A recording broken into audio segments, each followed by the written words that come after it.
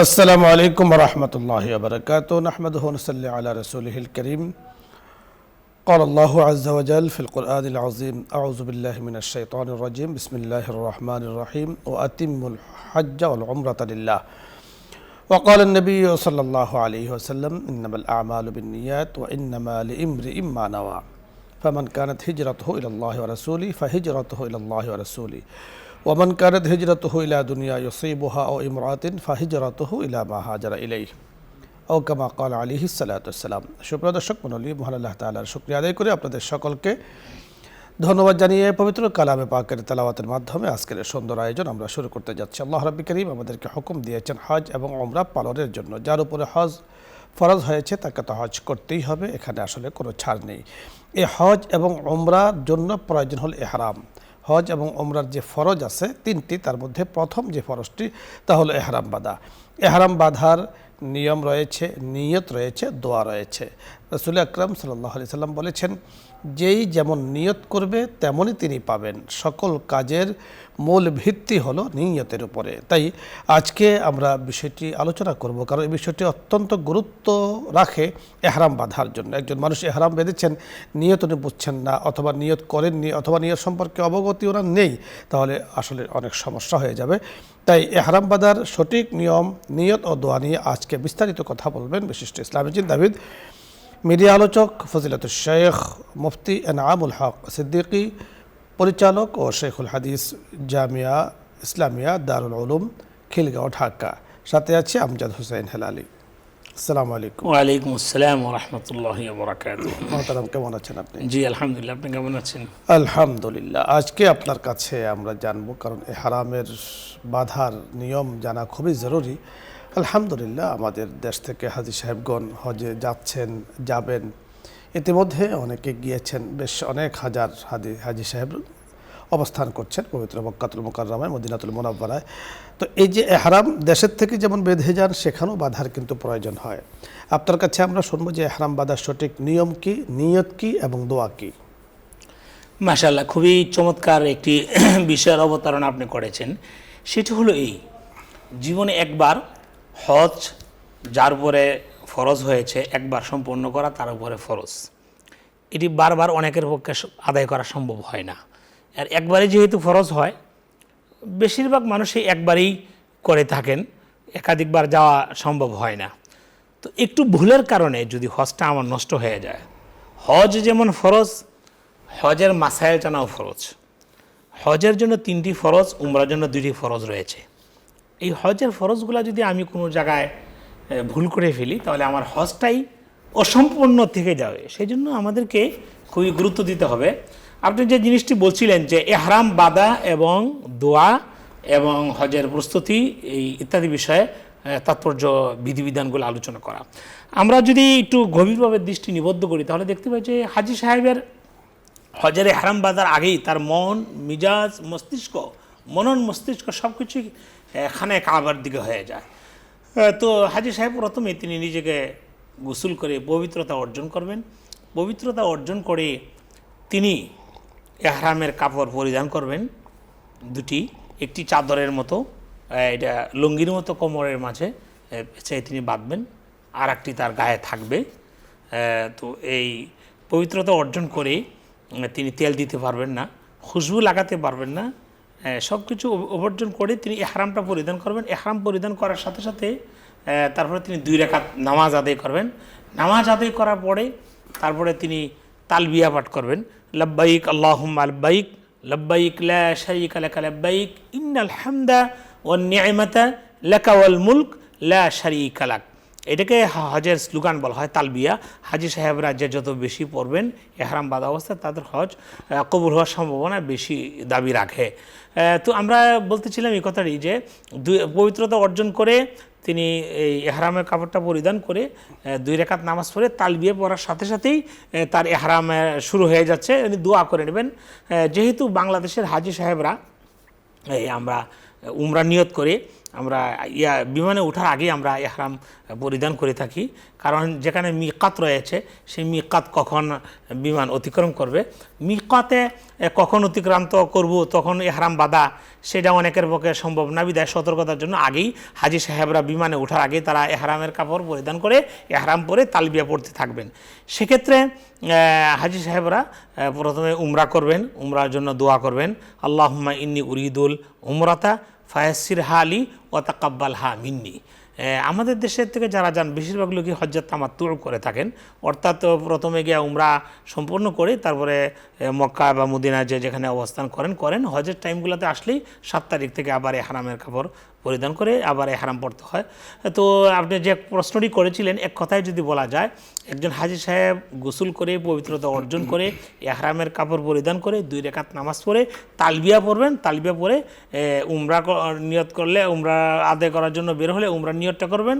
আর যদি কেউ হজ্জে কেরান করে নিয়ত করে থাকেন তাহলে একসাথেই দোয়াটি করে ফেলেন। হজ্জে কেরানের যদি ইহরাম কেউ বাঁধেন তাহলে একসাথেই আল্লাহুম্মা ইন্নী উরিদুল হাজ্জা ওয়াল উমরাতা ফায়াসির হুমা আলী ও তাকাব্বাল হুমা মিন্নি। হে আল্লাহ, আমি হজ এবং উমরা নিয়ত করেছি, আমার এই হজ এবং উমরার কার্যক্রমগুলোকে বিধিবিধানগুলোকে আপনি সহজ করেন এবং আমার পক্ষ থেকে কবুল করেন। এইভাবেই হাজি সাহেবরা মূলত ইহরামের কাপড় পরিধান করে 2 রাকাত নামাজ পড়ে তালবিয়া পাঠের মাধ্যমে দোয়া করে আল্লাহ আপনি চমৎকার বলছিলেন। দর্শক মণ্ডলী, আলোচনা করছিলেন মুফতি এনামুল হক সিদ্দিকী যে বিষয় নিয়ে আমরা আলোচনা করছি, কারণ হজের নিয়ত করা যেমন জরুরি, হজের সাথে সম্পৃক্ত আনুষঙ্গিক যে বিষয়গুলো আছে সেগুলোকে জানাও জরুরি এবং এগুলোর অনুশীলনের প্রয়োজন, তাহলে আর ভুল হয় না। কারণ ইহরামের মধ্যে আমি যখন আছি তখন কোনো কাজ যদি ভুল হয়ে যায় তাহলে ছোট ভুল থেকে অনেক বড় সমস্যা কিন্তু টেনে নিয়ে আসে। তাই একজন মানুষ যখন ইহরামের ভিতরে প্রবেশ করবে অবশ্যই পরিপূর্ণ আজমত, পরিপূর্ণ মোহাব্বত, পরিপূর্ণ ভালোবাসা, পরিপূর্ণ আকর্ষণ নিয়েই কিন্তু পরিপূর্ণ বিনয়ী ভাব প্রকাশ করেই তাকে এহরাম বাঁধতে হবে, এহরামের ভিতরে তাকে প্রবেশ করতে হবে, যাকে বলা হয় দখুল ফিল এহরাম, এহরামের ভিতরে প্রবেশ করা। আর এহরামের ভিতরে প্রবেশের সময় অবশ্যই তাকে নিয়ত করতে হবে যে আমি এই এহরামে দিয়েই আমি হজ করতে যাচ্ছি অথবা উমরা করতে যাচ্ছি, আল্লাহ পাক যেন কবুল করেন। এজন্য যেহেতু হজের সফরটা, উমরার সফরটা এটা বসে বসে করার বিষয় নয়, দেশের থেকে আদায় করার বিষয় নয়, সেখানে যেতে হবে, তাওয়াফ করতে হবে, সাই করতে হবে, মাথা মুন্ডাতে হবে, উমরার সাথে সম্পৃক্ত। আর হজের সাথে তো আরও বিশাল কাজ রয়েছে। তো এই কাজগুলো যাতে আল্লাহ পাক আমাদের জন্য সহজ করে দেন, তার জন্য আল্লাহ তাআলার কাছে দোয়া করে, আল্লাহ আপনি ফায়াসির লি ওয়া তাকাব্বাল মিন্নি, আল্লাহ এই উমরা এবং হজের কাজগুলো আপনি আমার জন্য সহজ করে দেন এবং শুধু সহজই নয় আপনি কবুল করেন, মঞ্জুর করেন। তাহলে আমরা ইহরামের নিয়ত যখন করলাম এবং দোয়া করলাম, আলহামদুলিল্লাহ আমার পূর্ণ হয়ে গেল। এরপরে যতক্ষণ ইহরামে থাকবো ততক্ষণ বেশি তালবিয়া পাঠ করতে থাকবো, লাব্বাইক আল্লাহুম্মা লাব্বাইক লাব্বাইক লা শারীকা লাক লাব্বাইক ইন্নাল হামদা ওয়ান নি'মাতা লাকা ওয়াল মুলক লা শারীকা লাক। এই তালবিয়া বারবার পড়তে থাকবো। আল্লাহ পাক দেখছেন আমাকে, আমি যে যাচ্ছি বাইতুল্লাহ শরীফে, আমার সফর, আমার হজর, আমার প্রস্তুতি, আমার নিয়ত সকল কিছু যাচ্ছেন, কিন্তু আমার পক্ষ থেকে রব্বে কারীম শুনতে চান। আমি বারবার যেন বলি, আল্লাহ আমি উপস্থিত, আমি আছি, আমি এসেছি, আপনি কবুল করেন। দর্শক মণ্ডলী, আলোচ্য বিষয় নিয়ে যদি আপনাদের আরও কোনো জানা থাকে, বোঝার থাকে, কোনো প্রশ্ন থাকে, আপনি চাইলে প্রশ্ন করতে পারেন। আসসালামু আলাইকুম রহমতুল্লাহ। দর্শক কে বলছিলেন, কোত্থেকে বলছিলেন, প্রশ্ন বলুন।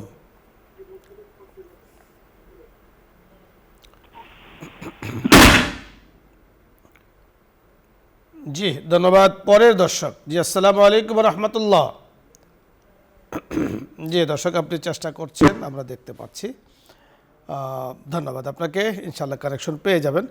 মোহতারামের কাছে আমরা যে বিষয়টি জানব, যে নিয়তের এত গুরুত্ব রাসূল আকরাম সাল্লাল্লাহু আলাইহি ওয়াসাল্লাম দিয়েছেন, যে বুখারী শরীফের একদম প্রথম যে হাদিস, এই হাদিসটি কিন্তু নিয়ত নিয়ে আলোচনা করেছেন। কোনো কারণে কোনো মানুষের যদি নিয়তে গড়বড়ি থাকে, যেমন হজের এহরাম বেঁধেছেন, উমরার এহরাম বেঁধেছেন, মানুষ ওনাকে হাজি বলবেন, এই ধরনের গড়বড়ি থাকে, তো তো নিয়ত যদি সমস্যা হয় তাহলে কিন্তু মূল আমলটাও কিন্তু সমস্যা হয়ে যায়, মূল কাজেও সমস্যা হয়ে যায়। জি দর্শক, আপনি কানেকশন পেয়েছেন। আসসালামু আলাইকুম। দর্শক, পরিচয় বলে প্রশ্ন করুন। আসসালামু আলাইকুম। ওয়ালাইকুম আসসালাম ওয়া রাহমাতুল্লাহ। আপনারা কেমন আছেন? হুজুর, আপনারা কেমন আছেন? জি, প্রশ্ন বলুন। হ্যালো। জি, আমরা শুনতে পাচ্ছি, আপনি প্রশ্ন বলুন। আমার একটা প্রশ্ন ছিল। প্রশ্নটা হলো যে আমার আম্মু 8-10 বছর আগের কিছু মান্যত ছিল, যেমন দোয়া ইউনুস, দোয়া দরুদ, এগুলো মান্যত ছিল। কারণ আমার আম্মু আর কি আশা পূরণ হয়েছে, কিন্তু আমার আম্মু মান্যত গুলো আদায় করছেন। এখন অনুতপ্ত হয়েছে, উনি তওবা করছেন। কারণ প্রশ্ন হলো যে আমার আম্মু যেহেতু অসুস্থ, আমার মুখে তাড়াতাড়ি এই ধন্যবাদ আপনাকে। সম্ভবত গতকালকে এই ধরনের একটি প্রশ্ন আপনি অথবা আপনার মতো আরেকজন কেউ করেছিলেন, একই প্রশ্ন। দেখুন, দোয়া দরুদ পড়ার যে মান্যত, এটাকে আসলে নিয়ত বলে। কোনো ব্যক্তি নিয়ত করেছেন যে দোয়া দরুদ পড়বেন, তাহলে তো তাকে নিয়মিত পড়ছেন। কোনো কারণে, অসুস্থতার কারণে যদি পড়তে না পারেন তাতে কোনো সমস্যা নেই। আর যদি বাস্তবিক অর্থে উনি মান্যত মেনে থাকেন তাহলে তো ওনাকে আদায় করতে হবে। কোনো কারণে মান্য যদি আদায় করতে না পারেন ওনাকে কাফারা দিতে হবে। আমরা কিন্তু গতকালকে এই প্রশ্নের উত্তর নিয়ে কথা বলেছিলাম, আশা করছি আপনি বুঝতে পেরেছেন। পরের দর্শক, আসসালামু আলাইকুম ওয়া রাহমাতুল্লাহ। ওয়ালাইকুম সালাম ওয়া রাহমাতুল্লাহি ওয়া বারাকাতুহু। জি, প্রশ্ন বলুন। হুজুর, জি, ছয়টা লফজ রোজা থাকে, যে বৃহস্পতিবার শুক্রবার রোজা থাকা লাগে। জি, ধন্যবাদ। আমরা কথা বলছি, আপনি শুনতে থাকুন। কিছুটা বুঝতে পেরেছেন। নফল রোজা 6টা নফল রোজা আসলে সেটা হলো শাওয়াল মাসে 6টা নফল রোজা রাখতে হয়। আর শাওয়াল মাস ছাড়া এখন জিলকত চলছে, জি কায়দা মাস। এখন আপনি 6টা নয়, প্রতি সপ্তাহে 2টা, তো 4 সপ্তাহে 8টা, আর আইয়ামে বীজের রোজা হলো 13, 14, 15 তিনটি রোজা, অর্থাৎ সর্বমোট 11টি মাসে রোজা আপনি রাখতে পারেন। অথবা যদি 11টি রোজা সম্ভব না হয়, যতটুকু পারেন অতটুকু রাখলেন, তাতেও কোনো সমস্যা নেই। পরের দর্শক, আসসালামু আলাইকুম ওয়া রাহমাতুল্লাহ।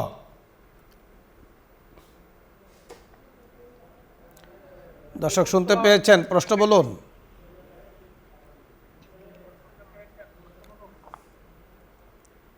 আসসালামু আলাইকুম।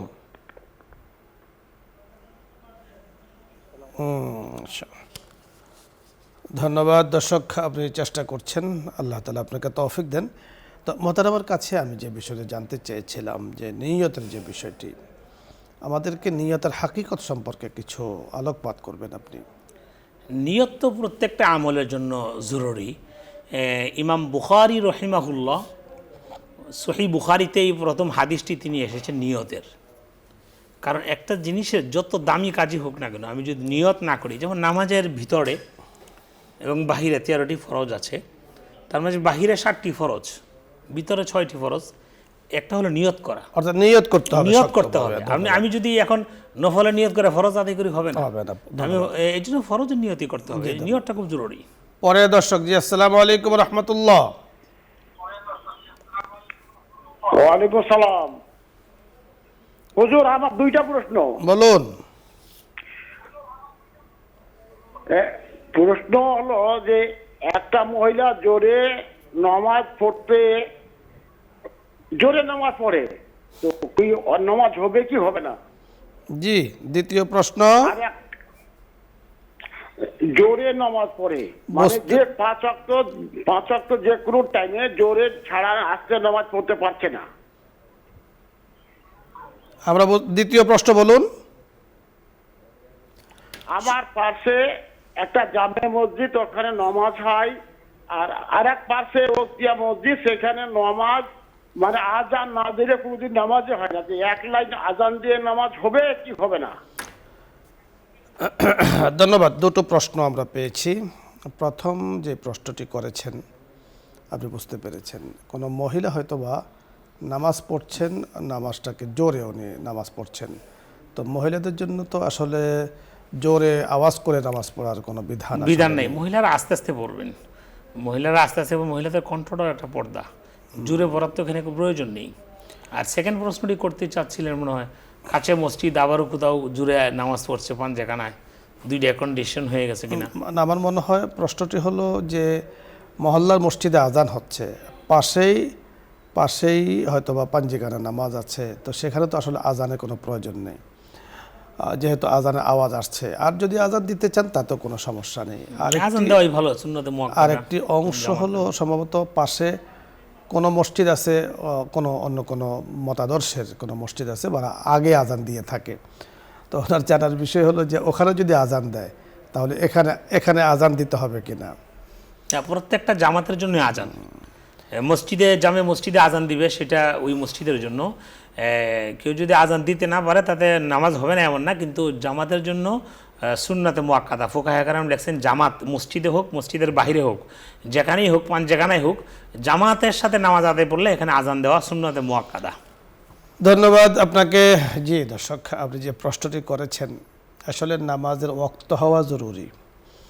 নামাজের ওয়াক্ত যদি না হয় আর কোনো জায়গাতে তাদের মতাদর্শ অনুযায়ী তারা সেখানে আজান দিয়ে দেন, সেই আজান আমাদের যারা আহলে অর্থাৎ যারা কী বলে হানাফি মাযহাবের অনুসারী বা যারা মাযহাব মেনে থাকেন, তাদের এখানে ওয়াক্ত যদি না হয় তাহলে ওই ওয়াক্ত অনুযায়ী ওই আজান দিয়ে এই নামাজে মেকআপ হবে না। অর্থাৎ প্রত্যেকেই তার মাযহাব অনুযায়ী চলবেন এবং জামাতের জন্য আজান জরুরি।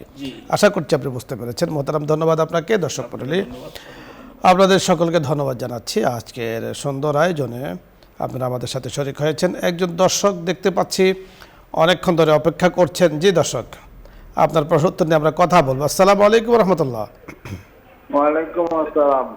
জি, ওই ব্যাপার থেকে আমি অ্যাক্সিডেন্ট করার পরে আমার স্ত্রী মানত করছিলেন যে উনি আমার জানের বদলে জান দিবে, এটা কি দেওয়া ফরজে আইন? জি ধন্যবাদ, ধন্যবাদ, বুঝতে পেরেছি। জি জি, মান্নত করলে মান্নত দেওয়া ওয়াজিব, আদায় করতে হবে। সুস্থ হওয়ার জন্য আল্লাহর কাছে যিনি মান্নত করেছেন জানের বদলে জান দিবেন, হয়তো খাসি দিবেন বা একটা কিছু দিবেন, তো এটা আদায় করতে হবে।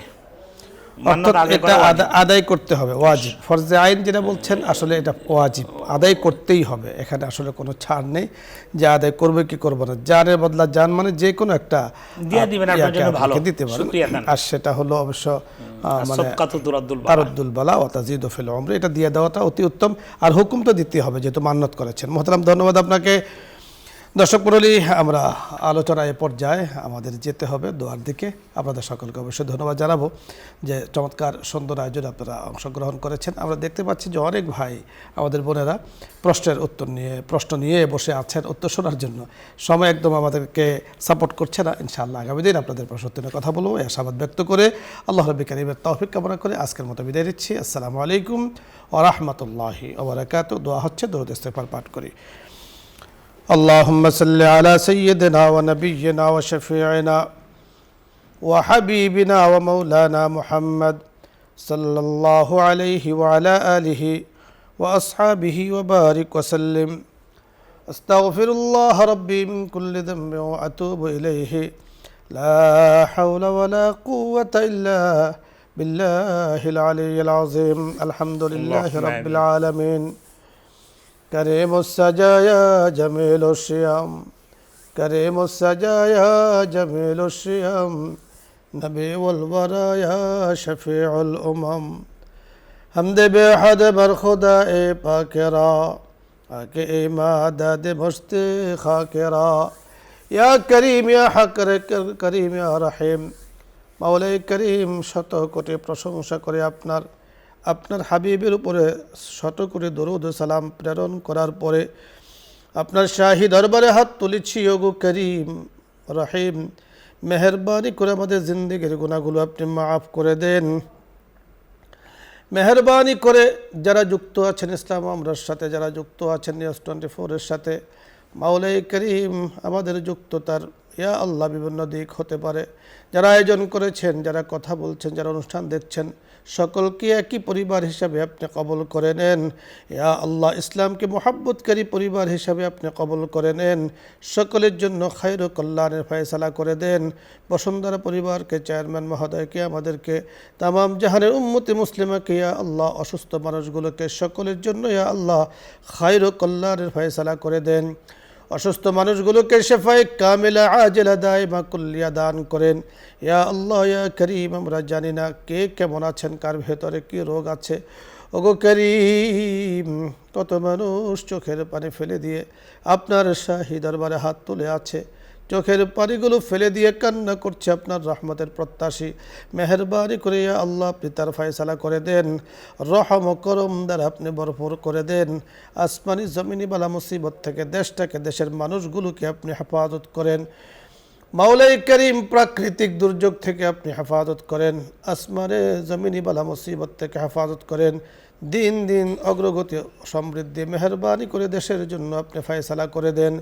ইয়া আল্লাহ ইয়া করিম ইয়া রহিম, হজের মাস চলছে। মাওলাই করিম, কত মানুষ হজে গিয়েছেন, তাদেরকে সুস্থতার নিয়ামত দান করেন। অনেকের মনের আশা জীবনে একবার হলেও যেন মাওলাই করিম সোনার মদিনায় যাবেন, মক্কাতুল মুকাররমায় যাবেন, সেই তৌফিক আপনি দান করেন। রহে মেরা মস্কন হওয়ালি কাবা, রহে মেরা মদফন দিয়ারে মদিনা। আমিন। اللهم تقبل صلاتنا ودعاءنا وركوعنا وسجودنا بحرمة سيد المرسلين. آمين بحرمة سيد المرسلين. الحمد لله رب العالمين.